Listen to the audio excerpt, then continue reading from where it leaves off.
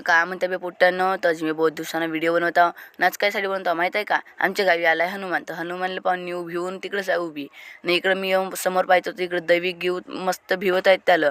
का हो? तर तो हनुमान हो. त्यापासून त्या हनुमानला पाहून ते परत आहेत तिकडं ना. हा असा आहे आमच्या गावचा हनुमान. हा माणूस हनुमानचा गेटअप घालून पैशासाठी येते गावागावी ना, मस्त पैसे लुटून जाते. त्याकडे जुतही नाही, चपला धरून हिंड आहे मस्त ना, पुष्टी गिष्टी मस्त गदा धरून चालला ना. हा पावासाठी आला लहानचा पोरगं त्याला.